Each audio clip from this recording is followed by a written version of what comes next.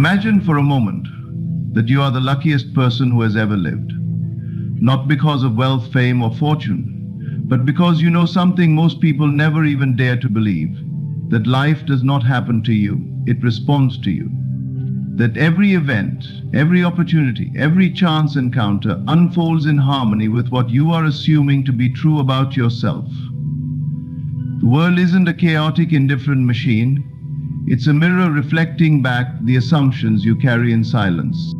To act as if you are the luckiest person in the world is not about pretending or faking. It is about entering the secret place within you where reality begins. Not in the outside world, but in your own imagination. When you assume you are lucky, you awaken to a deeper law that governs the unseen. Luck to the world is randomness, but to the awakened mind, luck is the evidence of alignment between inner belief and outer experience. Have you ever noticed how some people always seem to be at the right place at the right time? Doors open for them. Opportunities flow effortlessly into their lives. They find solutions before others even know there's a problem.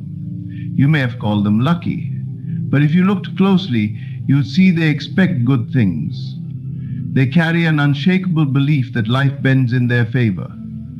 That expectation, the silent, invisible force of belief, is what we call luck. Not an accident, not a coincidence, a spiritual law in motion. So what happens when you begin to live like that? When you wake up in the morning with a smile, not because of what is, but because of what you've claimed within. You walk differently, you speak with confidence. You no longer react to appearances. You carry yourself like someone who knows, really knows, that everything is always working out for you, even when it seems like it's falling apart. You no longer beg the world to notice your worth. You assume your place in it. You no longer fear the future. You welcome it, knowing that it must reflect the inner atmosphere you created. To act as if you are the luckiest person in the world is to assume that nothing is out of place, that even your delays are divine, that even rejection carries redirection, that life is always conspiring in your favor, though you may not always see the hand moving behind the curtain. You begin to look at closed doors not as defeat, but as God's protection. You don't just wish for good things, you claim them. You prepare for them. You give thanks for them before they arrive. Attitude becomes your secret weapon. You no longer wait for blessings to show up to say thank you. You start with thanksgiving, knowing that what you appreciate appreciates. Every step you take becomes infused with the power of unseen faith, and life in turn cannot help but respond. Circumstances shift. People are drawn to your energy. Solutions come from unlikely places. Not because you forced them, but because you expected them. And here is where many go wrong. They wait to feel lucky until something lucky happens. But that's not how the law works. You must feel it first. You must embody it now. You must enter the mood of answered prayer before the evidence shows up. That's the sacred order. Assume the feeling of being divinely favored, and the world will bend to make it true. You do not need to be born into privilege to live a privileged life. You only need to awaken to your power to choose your assumptions right now, this very moment. You could begin to walk through this life as if the heavens are open over you, as if every room you enter is already prepared to receive you, as if every situation is turning in your favor, even if it doesn't look like it yet. That's the power of assumption. That's what it means to act as if you are the luckiest person in the world. So take a breath, let go of appearances, and step into the reality you desire, not by waiting for it, but by living in the state of it right now. Because when you do, the world cannot help but mirror your inner world. You are not a victim of fate, you are its author. What you accept inwardly, life must express outwardly. And the moment you claim without doubt, I am the luckiest person in the world, life must respond with proof. Not someday, not after you've earned it, but the moment you believe it. There is a secret place within every human being where the script of life is written, not by fate, not by accident, but by the quiet, often unnoticed power of assumption. To the outside world, life appears to unfold by chance. Some are deemed fortunate, others not. Some rise with ease, others fall without warning.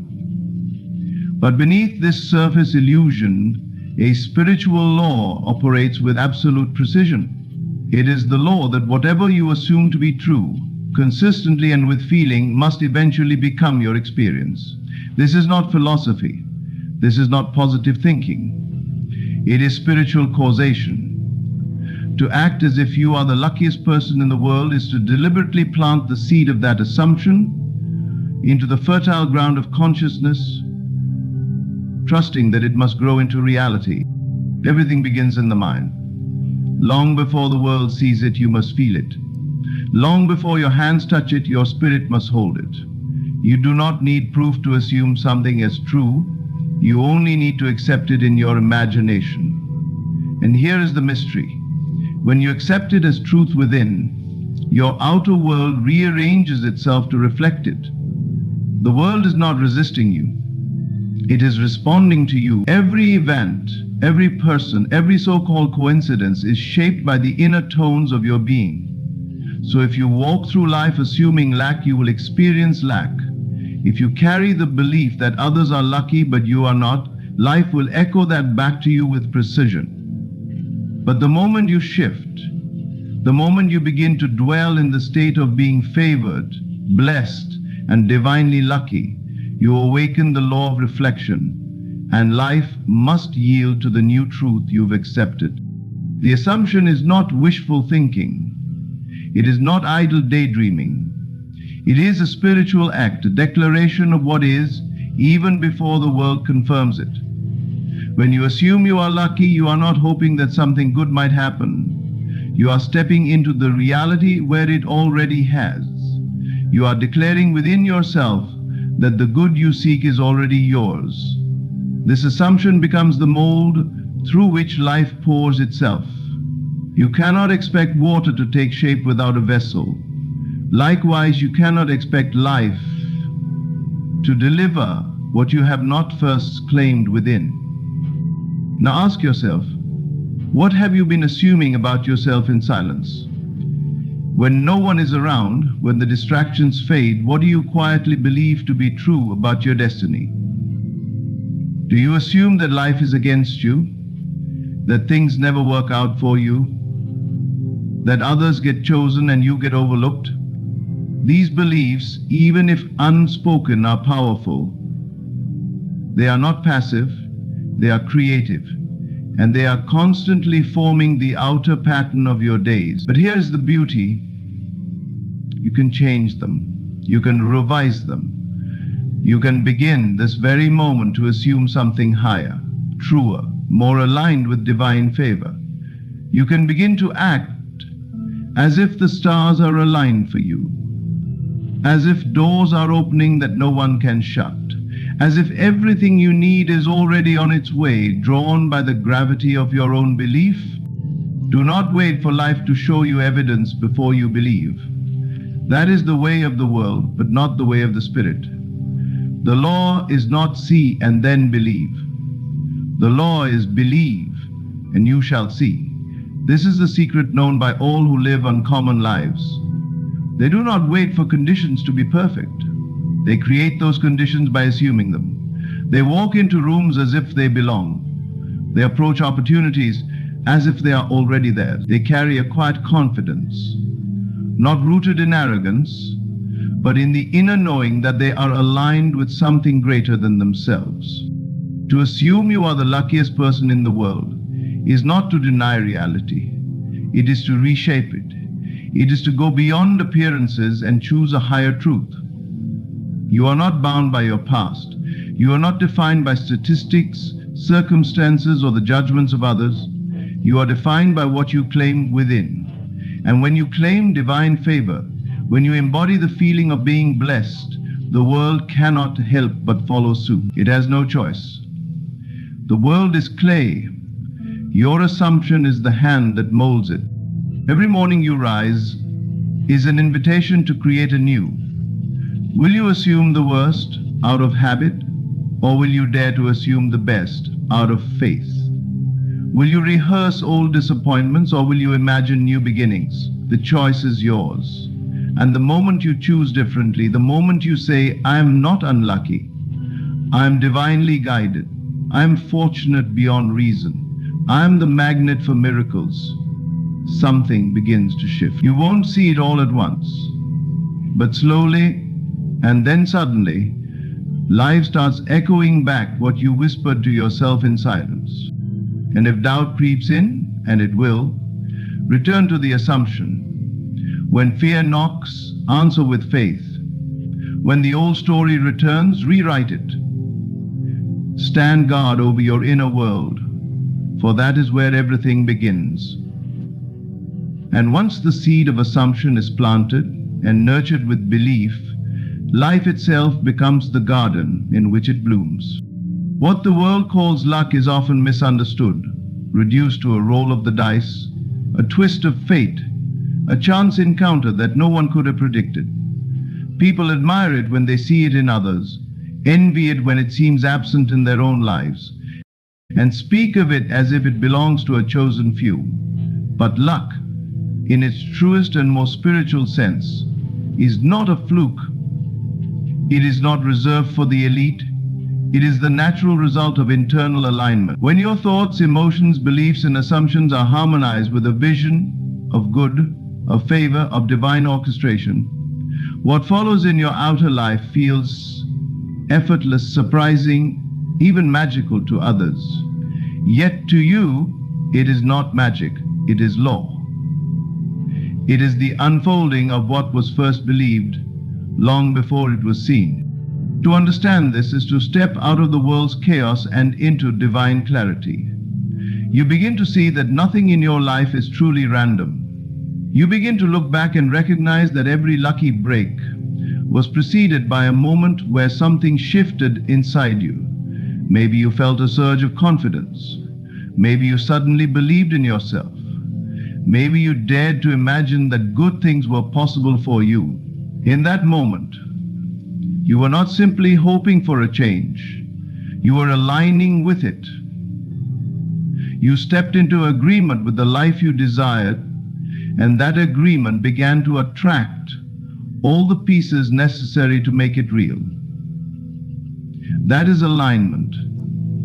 That is what the world mislabels as luck. When you walk in alignment, your steps are guided, not by external forces, but by the quiet power of your own assumption.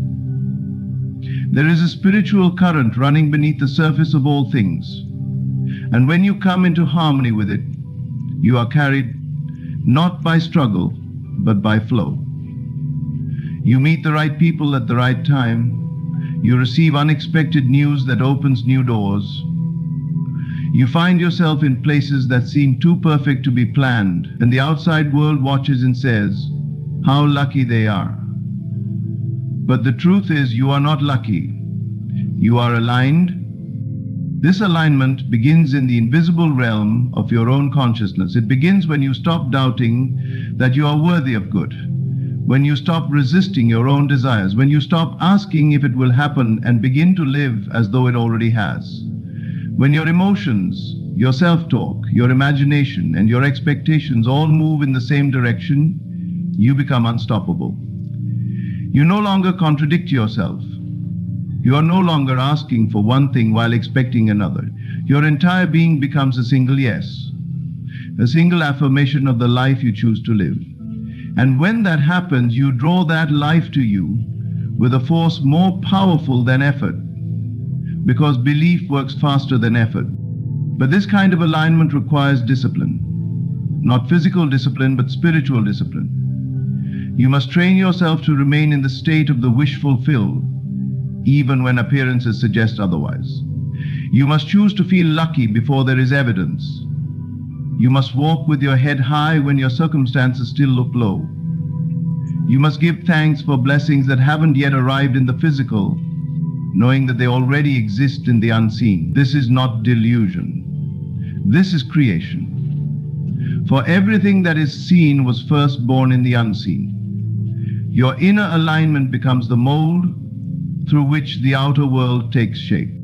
You will know you are aligned when peace replaces panic, when trust replaces tension, when your inner conversation begins to echo the same truth as your desired outcome. You won't need to chase, convince, or struggle.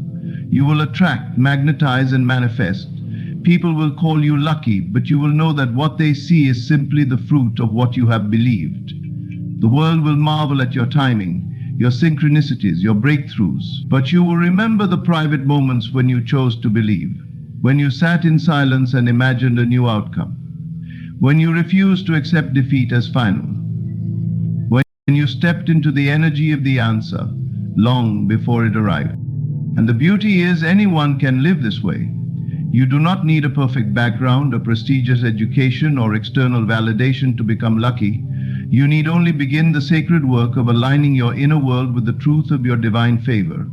You need only start believing that you are already blessed, that your life is unfolding with divine precision, that what you seek is already seeking you. This belief must not be passive. It must be lived, breathed, walked, and felt. It must become the air you breathe and the tone of your imagination. And as this belief deepens, so too does your alignment.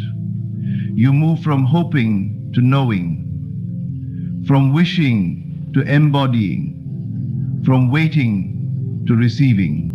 This is how life transforms, not through force, but through faith, not by manipulating the world, but by harmonizing with the unseen laws that govern it. And when that harmony is achieved, when the sound of your inner world matches the rhythm of divine favor, life sings in your favor. What once seemed like coincidence becomes confirmation. What once felt delayed arrives with speed. What once felt out of reach enters your hands with grace. You don't have to wonder how or when, you simply know. You act, speak, walk, and live as if it is already done, because in the realm of spirit, it is. The outer world is only catching up to what you have already become within. And to the outside observer, it will always look like luck, but to you, it will feel like home. To live from the end is to occupy in your mind and emotions the state of already having what you desire. It is a radical departure from the way most people move through life. Most live toward their goals. They wait for the world to change before they feel differently. They measure progress by external signs. But the spiritual truth is this: you are not waiting on life, life is waiting on you. The outer world is simply a mirror, echoing back the assumptions you accept as true. And when you live from the end, you flip the entire structure of experience. You no longer ask, how do I get there? Instead, you dwell in the place where it is already done. You feel it, you taste it, you imagine it so vividly that the world begins to conform to the inner script you are already living out in your imagination. This approach is not about pretending. It is not about ignoring the present or denying what's in front of you. It's about understanding that the present circumstances are simply the residue of old beliefs and past assumptions. They are not fixed. They are not final. They are not stronger than the creative power that lies within you. When you live from the end, you claim your role as the author of your reality. You are no longer reacting to the world, you are causing it. And every thought, every feeling, every inner conversation becomes a seed, planted in the fertile soil of consciousness, destined to sprout in due time. Consider how the world is structured to make you live reactively. You are taught to wait, to prove yourself, to meet conditions.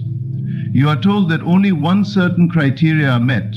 Once you have the degree, the job, the relationship, the approval, then you can finally feel successful, loved, happy, or free. But spiritual law invites you to reverse this. Feel the freedom first. Feel the love first. Feel the success first. When you live in the feeling of your desire fulfilled, without contradiction or doubt, You are in alignment with that reality, and the world must catch up. The mind may argue and say, "But I don't see it yet." That is where faith begins. You do not live from the end because you see it. You live from the end so that you will see it. The unseen comes first. Always. Every visible result in your life began in the invisible realm of thought and feeling. Nothing is random. Nothing is imposed upon you. Everything is rooted in the state of consciousness you occupy. So if you want to change the outer, you must first inhabit the inner state, where the desire is already fulfilled. That's where power is. That's where transformation begins. To live from the end means you no longer seek permission to believe. You no longer wait for encouragement. You step into the version of yourself who already has it, and you let that version lead. You ask not, "Can I become this?" but "How would I think, speak, and act if I already were?" You begin to align your choices, your posture, your energy with the person who is no longer striving, but simply being. And that shift changes everything. Because the world responds not to your words, but to your state of being. It responds to who you are, not what you want. This is why so many remain stuck. They live toward their desires, which means they're always in a state of lack. They are chasing, reaching, hoping, waiting. Their inner dialogue reinforces the distance between them and their goals. But when you live from the end, you collapse that distance. You move from someday to now. Your imagination becomes your sanctuary. In it, you rehearse the scenes of your ideal life, not as a wish, but as a memory. You walk through the corridors of your mind already possessing what you desire.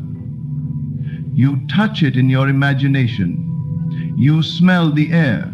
You feel the emotions. You create the vivid inner experience so deeply that it begins to feel natural. And once something feels natural, it must become real. This way of living requires intention. You must withdraw your attention from appearances and dwell in the unseen. You must refuse to be discouraged by delay. You must learn to ignore what contradicts your inner knowing. Because when you live from the end, you begin to see the world through a different lens.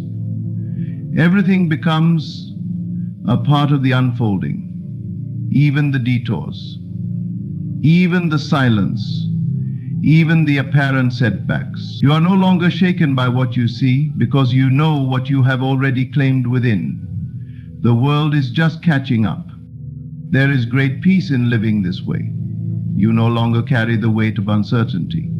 You no longer wonder if you're worthy. You have already decided. You have already assumed your place. You begin to feel gratitude, not for what is coming, but for what has already arrived in your imagination. And this gratitude, this inner thanksgiving, becomes a magnet. It pulls the invisible into the visible. It bridges the gap between spirit and matter. And slowly, without strain, life reshapes itself to mirror the state you have consistently occupied. The change will come quietly at first. A phone call, an idea, a connection, a moment of clarity, a shift in atmosphere. And then, like a flood, things begin to rearrange, not because you chased them, but because you became the version of yourself who already had them. The world bends to meet the self-image you hold. It cannot do otherwise. It must obey the command given through your sustained assumption. That is the law. So begin today. Begin now. Close your eyes. Step into the feeling of already having what you desire. Let your body relax into that truth. Let your mind accept it. Let your imagination rehearse it, and let your emotions affirm it. Carry that state with you like a hidden treasure. Nurture it, protect it. Return to it often. For what you nurture within must eventually be born without. The end is not something you wait for. It is something you live from, and in doing so, you bring it into being. Gratitude in its most sacred form is not a reaction to what has already occurred. It is a declaration of trust in what is yet unseen. Most people wait for the gift before they say thank you. They wait for the breakthrough before they celebrate. They wait for the doors to open before they believe they are favored. But when you understand the spiritual laws that govern this life, you come to see that gratitude is not meant to follow the miracle. It is meant to create it. It is not a reward for blessings received, but a force that pulls those blessings into your life. When you begin to express gratitude in advance, you are not being naive, you are being spiritually intelligent. You are stepping into alignment with the reality that already exists in the unseen realm, and by your thanks, you are calling it forth. To thank God, the universe, life itself, before there is any sign of movement, is to say, I believe in what I cannot yet see. It is an act of courage, a demonstration of faith, and an intimate acknowledgement that reality begins not with evidence, but with belief. This kind of gratitude is magnetic. It does not beg. It does not plead. It claims. It embodies. It stands firm in the storm and whispers thank you, even when nothing has changed on the outside, because something has already shifted on the inside. The moment gratitude is felt, the energy of lack dissolves. The energy of waiting disappears. You are no longer longing, you are receiving. You are no longer doubting, you are affirming. There is something divine about walking through life with a grateful heart before the answers come. It is the behavior of those who know the truth behind appearances. They are not fooled by delay. They are not discouraged by silence. They understand that just because they have not yet touched it with their hands doesn't mean it is not already theirs. They speak to their circumstances with assurance. They look at closed doors and say, thank you, because this is part of the path I cannot yet see. They feel joy in advance. They rejoice not because of the world, but despite it. And that joy becomes a signal, a spiritual frequency that draws matching experiences into form. When you begin to live this way, people will not understand you. They will question your optimism. They will say, why are you so sure? You don't have it yet. But what they do not realize is that you do have it within. And the inner world always precedes the outer. Gratitude in advance is the sign that you already possess the thing you desire in consciousness. It is the seed you plant and water with belief. And as you continue to give thanks for what is unseen, it must appear. The laws of the universe demand it. Life cannot withhold what you have already claimed in faith. It cannot contradict the truth you embody. This is why gratitude is so much more than politeness. It is power. It is the vibration of completion. It says it is done even when others only see the beginning. It is the secret of those who live in alignment with divine intelligence. They do not need to know the how. They do not need to control the path. They simply give thanks as if everything has already been orchestrated perfectly. And in that surrender, they find peace, because gratitude softens resistance. It breaks the tension between desire and fulfillment. It takes you out of the energy of striving and into the energy of receiving. And once you are in the receiving state, all things begin to move toward you, not by force, but by grace. Imagine waking up each day and thanking God for things you've only dreamed of. Imagine walking through your day as if your prayers had already been answered. Imagine writing down your goals and instead of pleading for them, simply saying, thank you, Father, for this reality now made visible. That kind of mindset opens gates.